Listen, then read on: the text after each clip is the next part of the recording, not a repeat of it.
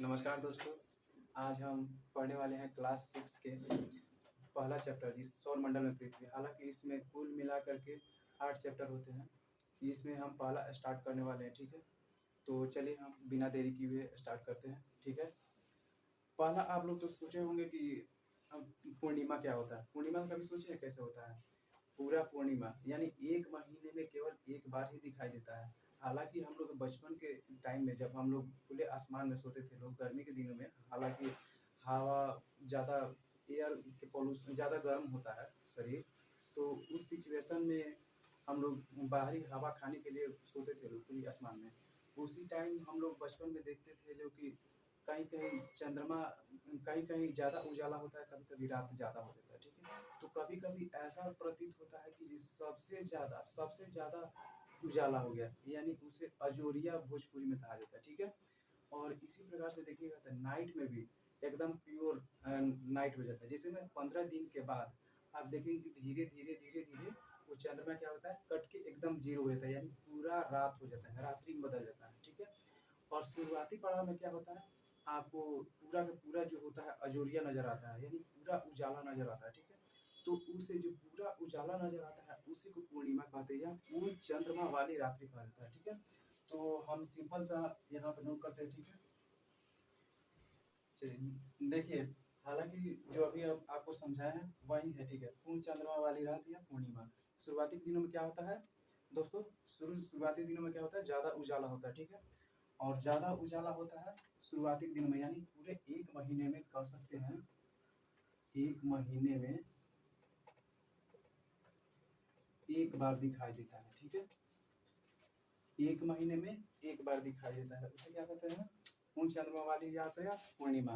और धीरे धीरे देखेंगे कि इसको 15 दिनों के बाद ये इसे कटना स्टार्ट हो जाता है। 14 दिन इस तरह करके धीरे धीरे कटना स्टार्ट हो जाता है, यानी 15 दिन के बाद ये पूरा दिखाई नहीं देता है, ठीक है। 15 दिन के बाद, 15 दिन के बाद इसे आप नहीं देख सकते हैं, ये थोड़ा सा भी उजाला होगा वो बिल्कुल अंधेरा में बदल जाएगा, ठीक है।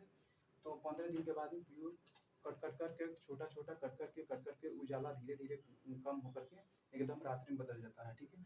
और 15 दिन के बाद फिर से धीरे धीरे धीरे धीरे उजाला होना स्टार्ट हो जाता है, यानी पूरा 30 दिन के बाद, मतलब कि 30 दिन के बाद आपको पूरा उजाला नजर आता है, ठीक है। तो 15 दिन के बाद जो होता है ये प्योर जो होता है, यानी पूर्ण रात्रि होता है, यानी प्योर उजाला अंधेरा होता है, ठीक है। तो इसे क्या कहते हैं, 15 दिन के बाद जो हम चंद्रमा को नहीं देख पाते हैं, यानी प्योर अंधेरा बदल जाता है, उसे क्या कहते हैं, अमावस्या या नए चंद्रमा वाली रात्रि, नया चंद्रमा रात्रि कहा जाता है, ठीक है। यहाँ तक कि आपको समझ में आना चाहिए, ठीक है। और आगे चलते हैं हम लोग। चलिए दोस्तों, अब आपको नेक्स्ट टॉपिक पर ले चलते हैं। देखिए, हम दिन के समय चंद्रमा एवं रात्रि में जो जितना भी है, यानी रात में आसमान की तरफ देखते हैं लोग, तो कितने चमकते हुए कोई कुछ ना कुछ वस्तु दिखाई देती है कि नहीं दिखाई देती है। जैसे में जिसे तारा हम लोग कहते हैं, बहुत दूर दूर तक चमकती दिखाई देती है, ठीक है। तो ये दिन के समय में क्यों नहीं दिखाई देती है? हालांकि ये सोचे होंगे कि दिन में क्यों नहीं चमकती है। ये आपको बता दूं कि सूर्य के अत्यधिक तेज प्रकाश के कारण, ठीक है। हालांकि आप आगे पढ़ेंगे सूर्य के बारे में, ठीक है। तो यहाँ पर समझिए कि ज्यादा अधिक उजाला होने के कारण, ठीक है, तेज प्रकाश होने के कारण, यहाँ पर मैं थोड़ा सा लिख दे रहा हूँ,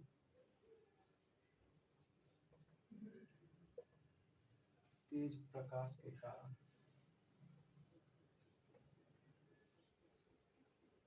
तेज प्रकाश के कारण क्या होता है, दिन में जितनी भी वस्तुएं है वो दिखाई नहीं देती है। हालांकि किसी भी वस्तु को अगर देखा जाए, ठीक है, अगर थोड़ा सा रात के समय में ज्यादा चमकता हो, ठीक है, अगर हाथ में किसी भी चीज को अगर ले, ठीक है, और रात में हल्का फुल्का चमक रही है, ठीक है, और उसे दिन में अगर लाया जाए, ठीक है, दिन के जैसे जैसे टाइम आएगा एकदम प्योर दिन में बदल जाएगा, तो उस देखेंगे कि उसका चमक बहुत धीमा हो गया होगा, ठीक है, यानी धीरे धीरे धीरे धीरे उसका चमक समाप्त हो जाता है।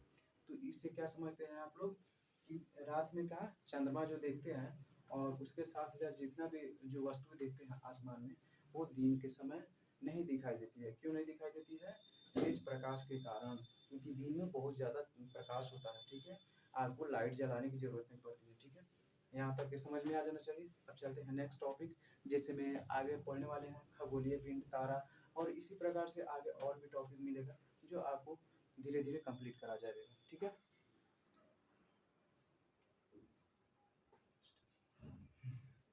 चलिए कोई बात नहीं। ठीक है, अब नेक्स्ट टॉपिक हमारा क्या बोले थे अभी, खगोलीय पिंड। ठीक है, खगोलीय पिंड अब देख लिया जाए। अब आपने जितना भी पढ़ा है अभी रात में क्या क्या होती है वस्तुएं, क्या क्या दिखाई देती हैं, चंद्रमा और आसमान में कितने अनगिनत आपको जो वस्तुएं दिखाई देती है, जो आप उसे काउंट भी नहीं कर सकते, कितना तो दिखाई भी नहीं देती है। ठीक है, बहुत दूर होने के कारण। तो जितनी भी वस्तु है, ठीक है, आसमान की तरफ यानी रात्रि में दिखने वाली, चंद्रमा हो गया, कुछ आसमान में तारे हो गए जो दिखाई देते हैं। ठीक है, हालांकि अभी तारा कहना तो उचित नहीं रहेगा, आगे तारा को पढ़ाना है। ठीक है, तो यहाँ तक समझ लो जितनी भी वस्तु है रात में और चंद्रमा ये आसमान में दिखाई देती है, यही तो हमारी खगोलीय पिंड है। यहाँ तक कि हालांकि सिंपल में पिन कर दिया जाए तो क्या होगा, चंद्रमा तथा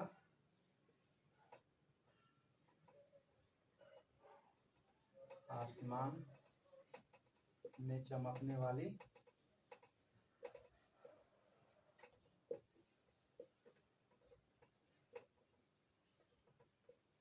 आसमान में चमकने वाली वस्तु है। ठीक है, यही तो हमारी खगोलीय पिंड कहलाती है। चंद्रमा हो गया और जितना भी रात के समय दिखाई देती है, जो वस्तु दिखाई देती है, ये हमारा खगोलीय पिंड कहलाता है। ठीक है, अब आगे हम लोग चलते हैं, जो आपको तारा पढ़ना रहेगा। ठीक है, हम तारा आगे दिखाना स्टार्ट करते हैं। ठीक है, ओके। ठीक है, अब आगे हमने क्या पढ़ा, क्या बोला, तारा। ठीक है, तारा, स्टार। ठीक है, इसका इंग्लिश में कुछ खास नाम जान होना चाहिए, क्योंकि आजकल जनरल कंपटीशन में क्या होता है कि ज़्यादा कहीं ना कहीं इंग्लिश ज़्यादा घुसेड़ देता है। ठीक है, तो तारा भी हम लोग पढ़ेंगे। ठीक है, ये तारा में क्या होता है, आप लोग अभी खगोलीय पिंड पढ़े हैं। ठीक है, कुछ खगोलीय पिंड ऐसे होते हुए हैं, ठीक है, जो आकार में बड़े होते हैं और तथा गर्म भी होते हैं। ठीक है, आकार में क्या होता है खगोलीय पिंड,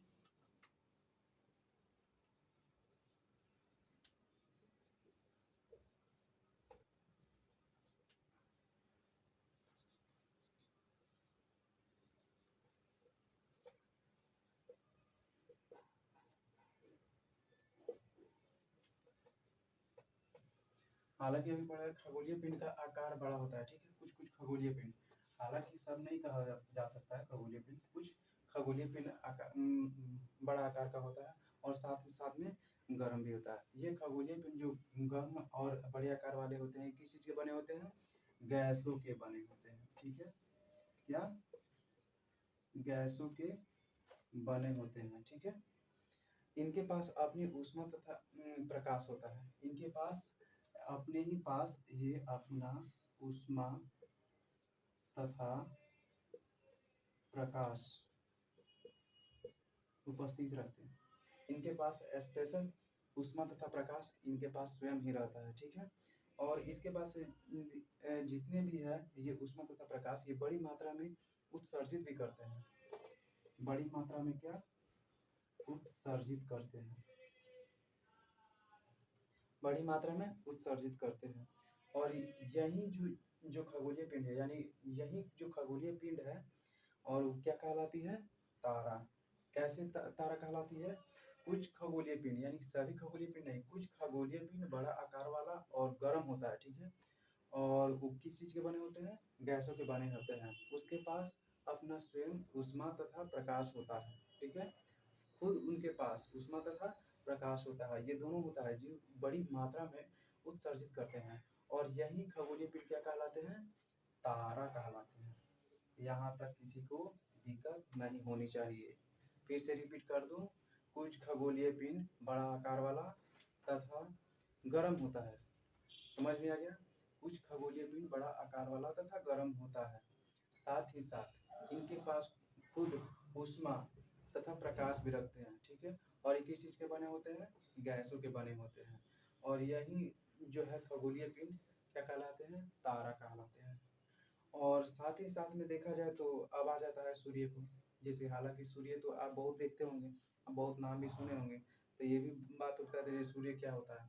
तो आपको बता दूं सुविधा के लिए। ठीक है, सूर्य भी क्या है, एक तारा है। एग्जाम्पल के लिए सूर्य भी एक क्या है, तारा है। ठीक है, और रात में देखते हैं सूर्य तो दिखाई नहीं देता है, हालांकि उसके आगे बढ़ाऊंगा, ठीक है, कैसे कैसे मूव होता है, कैसे कैसे आगे बदलता जाता है उसका प्रकाश, तो ये आगे पढ़ना है। अब रात के समय जितनी भी वस्तुएं हैं जो अभी हमने पढ़ा है, ठीक है, रात में जितनी भी अनगिनत जो वस्तुएं हैं जो चमकती हुई दिखाई देती है, तो भी तो तारा ही होंगे, क्योंकि हमसे बहुत दूर है। बहुत दूर होने के कारण उनकी ऊष्मा तथा प्रकाश क्या कहते हैं, हम लोग उसको महसूस ही नहीं कर पाते हैं। और सूर्य हमारे सबसे नज़दीक का है, तो इसका महसूस कर सकते हैं, और बाकी हमसे बहुत दूर होने के कारण उसका प्रकाश ऊष्मा हम लोग महसूस ही नहीं कर पाते हैं, ठीक है। हालांकि वो भी तारा ही है, ठीक है, सूर्य के समान ही है, बट वो हमसे अत्यधिक दूर, यानी आप परिकल्पना भी नहीं कर सकते हैं उतना दूर तक आपको वो तारा दिखाई देगा, ठीक है।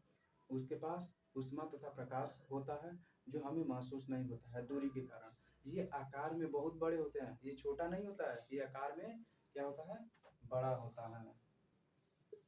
इसमें यहाँ पर सिंपल सा पिन कर देता हूँ, हालांकि रिवीजन के टाइम में आपको ज़रूरत पड़ेगा, ठीक है। तो मैं आपको यहाँ पर सिंपल सा एक डाल देता हूँ एक और, ठीक है। हालांकि अभी हमने लिखा है, ठीक है, रात के समय चमकने वाली वस्तु क्या होता है, वो भी तारा होता है। क्यों? क्योंकि हमसे बहुत दूर होता है, बहुत दूर, और आकार में क्या होता है, आकार में सूर्य से भी क्या होता है, बड़ा होता है, सूर्य से बड़ा होता है, सूर्य से बड़ा होता है, ठीक है, समझ में आना चाहिए। ये से है, सूर्य से बहुत बड़ा होता है, ठीक है, और ये हमसे बहुत दूर होने के कारण क्या दिखाई देता है, छोटी दिखाई देती है, ठीक है, समझ में आना चाहिए। चलिए आगे टॉपिक ले चलते हैं। चलिए ठीक है, अब हमारा नेक्स्ट टॉपिक क्या आता है, नक्षत्र मंडल। नक्षत्र मंडल, ठीक है। अब हम आपको कितना बार रात्रि में बताएं कि आसमान में क्या दिखाई देते हैं, कुछ वस्तुएं, वह अब वस्तुएं नहीं होकर के क्या है, जो चमकते हैं वो अब तारे कहलाते हैं। हालांकि अभी पीछे पढ़ाया हूँ, जो जितने भी आसमान में चमकते हैं वस्तुएं, वो क्या है, वस्तुएं नहीं, वो तारा है, उसे क्या कर सकते हैं हम लोग, तारा, जितना भी रात के समय चमकती है, ठीक है। और कभी कभी देखते हैं कि अलग अलग विभिन्न विभिन्न जो तारे हैं, ठीक है, वो क्या करके मिल करके, ठीक है, आकृति के निर्माण करते हैं, अलग अलग आकृति के निर्माण करते हैं, ठीक है। आसमान में, खुले आसमान में देखेंगे तो जितने भी है विभिन्न विभिन्न जो अलग अलग प्रकार के जो तारे हैं, वो साथ मिल करके क्या होते हैं, अलग अलग प्रकार के चित्र बनाते हैं, यानी आकृति की तरफ पे निर्माण करते हैं, ठीक है। और यही जो आकृति जो निर्माण करते हैं वो क्या कहलाते हैं, नक्षत्र मंडल। क्या कहलाते हैं, नक्षत्र मंडल। यहाँ पर सिंपल सा आपको पिन कर दे रहा, लिख दे रहा हूँ, ठीक है, आपको समझने के लिए, ठीक है। विभिन्न तारा, मत क्लोज मत कीजिएगा।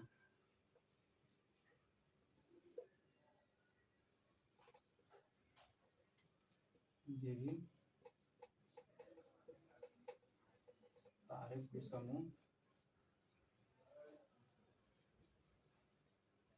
विभिन्न आकृतियां, ठीक है। यहाँ पर भी अभी लिखा है कि विभिन्न तारों के समूह, यानी अलग अलग तारों के समूह क्या बनाते हैं, अलग अलग प्रकार के आकृतियां बनाते हैं। और जो अलग अलग प्रकार के आकृतियां बनाते हैं, यही क्या कहलाते हैं हमारे प्यारे बच्चों, बोलो, नक्षत्र मंडल।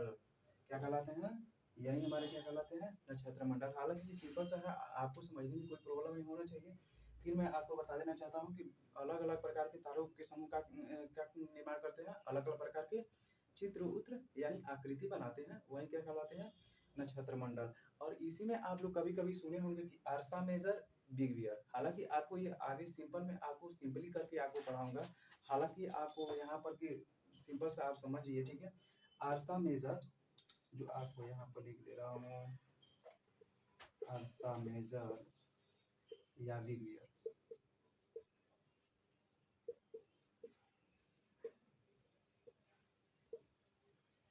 आरसा मेजर, बिग बियर, ये एक क्या है, नक्षत्र मंडल है, ठीक है। आरसा मेजर, बिग बियर, ये नक्षत्र मंडल है। अब इसी में एक और है, ठीक है, सप्तऋषि। सप्तऋषि आप नाम से ही समझ गए होंगे, 7 तारों के समूह, यानी सप्तऋषि का मतलब क्या होता है, सप्त ऋषि। ऋषि का मतलब क्या होता है, प्यारे बच्चों बता दो, संत। सप्त का मतलब क्या होता है, 7। ये आपको सिंपल समझना चाहिए, यानी सात संत, सात संत से मतलब क्या आया, सात तारा। सात तारा मिलकर के क्या निर्माण करते हैं, सप्तऋषि। ये आसमान में बहुत आसानी से दिखाई देते हैं, जैसे कि इसका मैं चित्र बना देना चाहता हूँ। ये कभी कभी इस प्रकार से होते हैं, ठीक है। 4 5 7 इस प्रकार से दिखाई देते हैं, ठीक है। ये आपको सिंपल से यहाँ पर दिखा देना चाहता हूँ। ये इस प्रकार के आसमान में दिखाई पड़ते हैं। ये क्या कहलाते हैं, सप्तऋषि। ये क्या ये किसके अंदर में आता है, किसका भाग है जी, सप्तऋषि किसका भाग होता है, बिग डियर या अर्सा मेजर का एक, वही एक नक्षत्र मंडल का एक भाग है, ठीक है। हालांकि ये भी एक सप्तऋषि भी एक नक्षत्र मंडल है, जबकि ये अर्सा मेजर के भाग ही है, ठीक है। अब आगे ये भी समझ में आना चाहिए कि जो प्राचीन समय में जो आदमी होते हैं लोग, जो उस टाइम में आपको दिशा सूचक कभी बने भी नहीं होंगे, तो उस टाइम में कैसे दिशा निर्धारण करते होंगे, ये भी आपको समझने वाली बात है, ठीक है। तो रात के समय जितने भी है पुराने पुराने लोग होते हैं, वो आपको तारों के द्वारा ही दिशा का निर्धारण किया करते थे। कैसे, वो आपको आगे बताते हैं, ठीक है। जो आपको सबसे एक कोना में, आप आसमान में अभी भी देखेंगे कि कोना में, एकदम कोने में आपको एक बहुत चमकता हुआ एक तारा दिखाई देगा, ठीक है। बहुत चमकता हुआ तारा दिखाई देगा। वो हमेशा क्या करता है, उत्तर दिशा को निर्धारण करता है। क्या वो हमेशा उत्तर दिशा को निर्धारण करता है। यहाँ पर मैं आपको लिख दे रहा हूँ,